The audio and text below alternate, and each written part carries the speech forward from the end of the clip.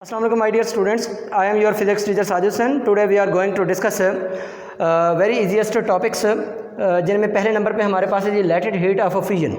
Latent heat of fusion को जानने से पहले आपको ये फिजन का पता होना चाहिए। फिजन मीन्स मेल्टिंग, यानी सॉलिड ऑब्जेक्ट का लिक्विड में कन्वर्ट होने का प्रोसेस क्या कहलाता है? मेल्टिंग कहलाता है। कि जब हम किसी ऑब्जेक्ट को हीट अप करते हैं, हीट अप करने के नतीजे में क्या होता है कि वो सॉलिड ऑब्जेक्ट जो है लिक्विड में कन्वर्ट होना स्टार्ट हो जाता है।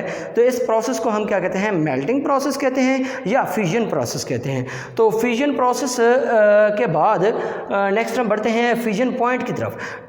एक ऐसा टेम्परेचर कि जिस पर एक सॉलिड ऑब्जेक्ट लिक्विड में कन्वर्ट होना स्टार्ट हो जाए, उस टेम्परेचर को हम क्या बोलते हैं? मेल्टिंग पॉइंट बोलते हैं या फिजन पॉइंट बोलते हैं।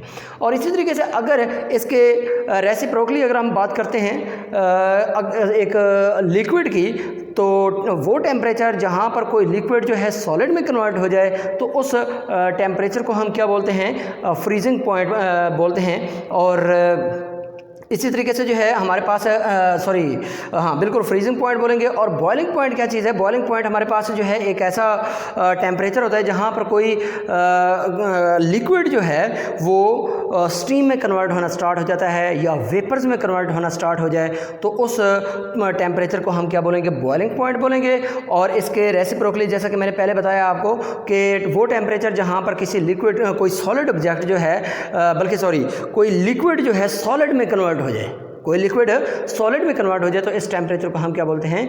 फ्रीजिंग पॉइंट बोलते हैं। और नेक्स्ट हम बढ़ते हैं लेटेंट हीट ऑफ फिजन की तरफ। तो लेटेंट हीट ऑफ फिजन जो है ये चूँकि मेल्टिंग का प्रोसेस है, तो वो मेल्टिंग पॉइंट के ऊपर किसी यूनिट मास का सॉलिड से लिक्विड में कन्वर्ट होना, सॉलिड से लिक्विड में कन्वर्ट होने के लिए हमें जितनी अमाउंट ऑफ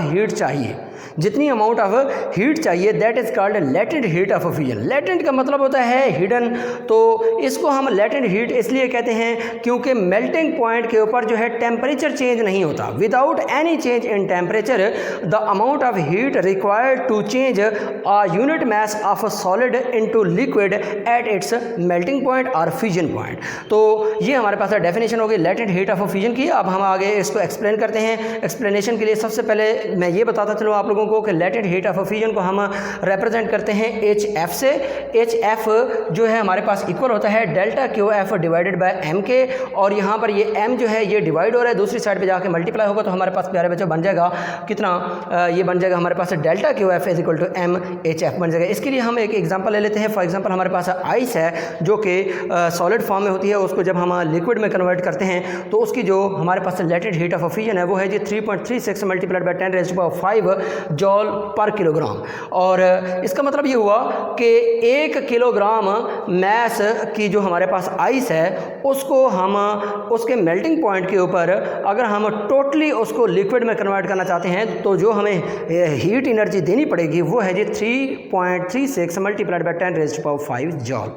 तो ये थी हमारे पास latent heat of fusion. Next बढ़ते हैं हम लेटेंट हीट ऑफ वेपराइजेशन की तरफ। लेटेंट हीट ऑफ वेपराइजेशन जो है इससे नेक्स्ट स्टेप है कि जब एक सॉलिड ऑब्जेक्ट लिक्विड में कन्वर्ट हो गया है, उसको हम कंटिन्यूसली हीट दे रहे हैं, तो फिर क्या होगा? नेक्स्ट चेंज क्या आएगा? नेक्स्ट चेंज यही आएगा, चेंज ऑफ स्टेट, कि लिक्विड जो है कन्वर्ट हो जाएगा गैसियस स्टेट में या वेपर्स में।